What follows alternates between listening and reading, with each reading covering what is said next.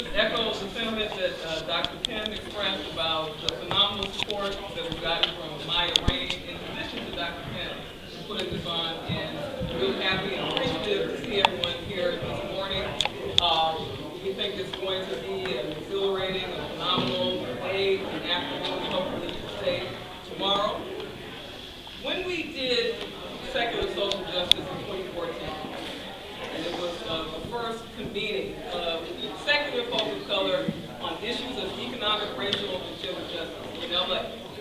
We got a nice love letter from the blogosphere, courtesy of an article entitled, "Atheists Don't Owe Your Social Justice Agenda a Damn Thing." An emphasis on a damn thing. And so we're used to getting these love letters, these kind of missives, from the far reaches of trolling. But this one struck me as a neat encapsulation of the knuckle-dragging sentiment within the white-dominated, atheist, secular, humanist movement when it comes to our communities, our lives, and our bodies. Because if nothing else has been shown since the 2014 uprising that has been spearheaded by black folks and by people of color in this country, parallel to the vicious rebirth of the religious rights, particularly Orwellian brand of Christian corporate fascism, is that the bodies of people of color continue to be on the line, continue to be under siege, continue to be violently contested in this exceptionalist plutocracy. So today and tomorrow, we're here to lift up the intersectional activism of secular folk of color who've been on the front lines, pushing back against the reactionary backlash, not only in this country, but within this movement. Even as though we continue to experience systemic and unrelenting violence upon our bodies and in our communities, whether or not we're talking about the violence of a young black girl being snatched up out of her desk in a school in South Carolina for fiddling with her cell phone by a white male school resource officer. And that video reverberated across the globe, and it epitomized the atrocity of school-to-prison pipelining and the brutalization of black girls' bodies in particular. Or whether or not we're talking about the violence of a Muslim woman wearing a headscarf being beset upon by attack dogs at a Trump lynch mob rally. Or whether or not we're talking about trans women of color who are murdered in egregious numbers with impunity and no public policy discourse or intervention. In the midst of this unrelenting violence that we are experiencing, our white allies are whining, are knuckle dragging, are chest thumping about how folk of color are engaging in mission creep, playing the race card, doing an Al Sharpton on training wheels number, essentially eclipsing their white oppression Olympics. And so in 2009, I wrote an article called "The White Stuff, Atheism and Its Discontents." And I challenged the new atheist thesis that science is the antidote to all that ails so-called backward cultural primitives in the third world who don't espouse our vaunted values of scientific inquiry, rationalism, and civilization, i.e. savagery and barbarism. And so since then, we've seen the new atheists parallel with the rise, fall, and rise again of the Tea Party white nativist terrorists basically descend even further into this chest-thumping quagmire of Islamophobia, white supremacy, and imperialism, with no engagement with the gross hyper-segregation and dispossession that people of color are experiencing in their communities in urban areas like San Francisco, and Chicago, and LA, and New York, and DC, with no intervention when it comes to engaging with why we have this atrocity of 56 people commanding over 50% of the wealth in the greatest jailer nation in the globe. And so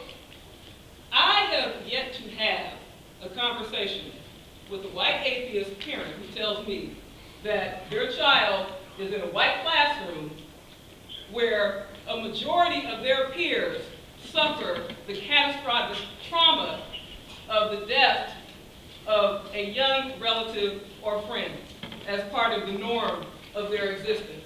I have yet to have a discussion, a heart-to-heart, with a white atheist parent who tells me that their son was told by his teacher that he should not sit next to the high-achieving, college-going, aspirational girl in the classroom because his dumbness and underachievement might rub off on her like a communicable disease. And I have yet to have an unpacking with a white atheist parent who tells me that their daughters are being disproportionately sex trafficked, arrested, and incarcerated for child prostitution, as though a child can consent to be preyed on, as though a child can consent to be sexually terrorized and exploited, as are African American girls in disproportionate numbers in LA County and in California. But of course, this is not a matter for regional public action or discourse or public policy because black girls have never been constructed as proper victims in need of protection. And I've never had a conversation with a white atheist parent who has told me that their white babies are being systematically poisoned by polluted water due to the racist dereliction of state and local government. And so, in essence, those who are going to bash religion and are not about the business of creating and sustaining institutions that are going to replace those that exist in our communities, that are progressive, and that are providing lifelines for our people, need to sit down. They need to sit down.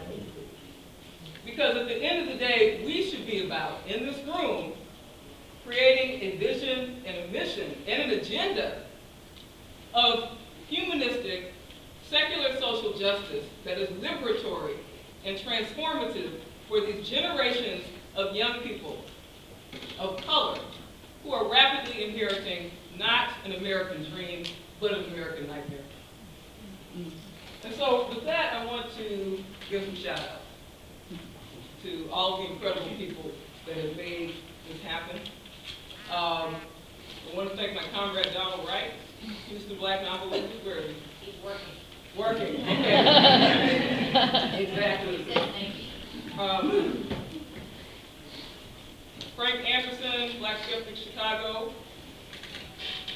We have our sponsors who've been phenomenal. Maggie Ardiente from American Humanist Association, Noel George from Foundation Beyond Belief, Noel, Debbie Goddard, who's always on point, from African Americans for Humanism, Amy Monsky, who couldn't be here, from the Atheist Alliance of America, Vic Wong from Humanists of Houston. Where's Vic?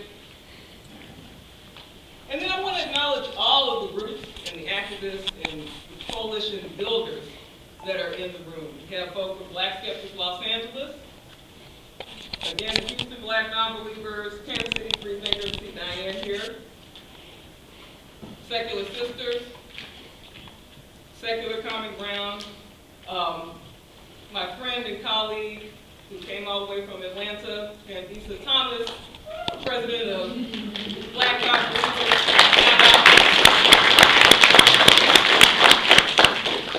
And they just celebrated a successful 5-year anniversary conference. Dallas Coalition of Reason, I think Alex is somewhere in the audience. And if there's anyone that I am leaving out, please forgive me. I want to give a special shout out to Sincere Carrabo from American Atheists and Pathos, who's done some really great work promoting us. And then we have Fenella Hutchinson from K&K Productions, who's here, who's going to be doing the work on audiovisual stuff over the weekend. And now I'm going to hand it over to Obadike Kamal, who's going to be our MC.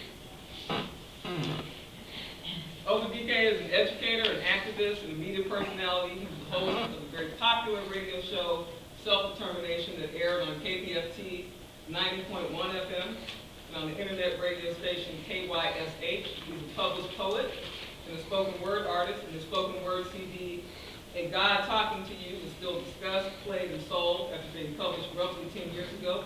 He's currently finishing a novel, and he's a columnist for the Black Wall Street Journal.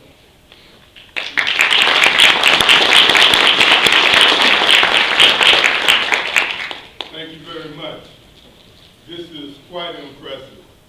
And it is, I met Donald Wright probably 4 years ago when I was doing self-determination, and you're always looking for guests, and someone came to me and said, you should talk to this guy Donald. He's a member of the Houston Black Non-Believers. Well, my ears perked up, and I said, sure, we hooked up, and I brought him on, and we could create a relationship that has lasted since then. One of the things that immediately impressed me when I talked to Donald and when I began to see what he was doing and who he was working with was the emphasis on social justice, in particularly the secularist movement of color. It was not enough just to bash religion, just to bash church, just to bash God, but they wanted to provide uplift and services and support the people that are generally victimized by the society in which we live and by all the institutions of that society, including the religious. So I began to work with Donald and to continue. I began to read. I had Sister Sakibu on self-determination. And I've reached the point to where most of the people in this room don't need a definition of humanism, atheism, secularism. You're here to begin to take this movement, and it is a movement, to the next phase. You're here to be evangelized, if you will. And show people that there is another way, there is another philosophy. There is another culture that is worth instituting and displacing the one that we currently live under. So this is very important and very significant. Many of you have come from across the country, and we're going to go ahead and get you into the panels. There are 2 panels this morning, lasting roughly from 10:30 to 12 o'clock. The first is Feminism of Color and the Secular Movement. This is in room 305. The panelists are Deanna Adams, Maggie Ardente, Hannah Databoy, I hope I'm pronouncing that correctly, and AJ Word. The second conference is Humanism, and Sakibu Hutchinson, Dr. Hutchinson, is the moderator. The second is Humanism and Hip Hop, and it meets in room 303. Jason Jeffries of Rice University, Monica Miller of Lehigh University, Vandalyn Wright of the Houston Black Non-Believers are those panelists, and the moderator is Dr. Anthony Penn. After that, we have lunch, and we come back together after lunch. Lunch will be brought in, so you don't have to hustle and scurry around trying to get you something to eat. We'll come back together, and then we'll go into the second series of panels. We want to ask you to please,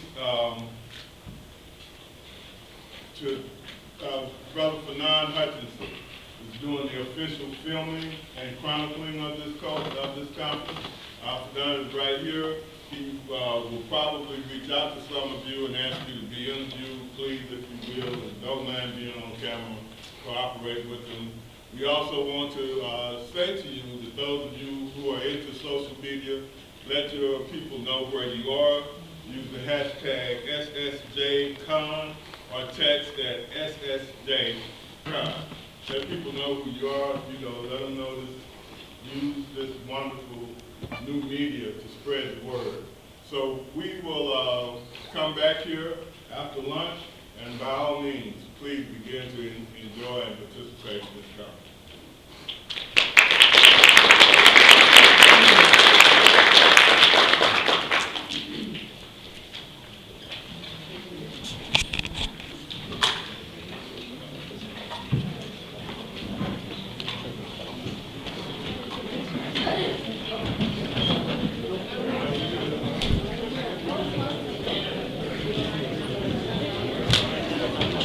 choices. So I'm going to go into the feminist topic. Oh yeah, definitely. It's hard to pick one, but Oh, I'm definitely going there. I know a lot, and I still need to go there. Hey, how are you, Lee? It's been forever, years.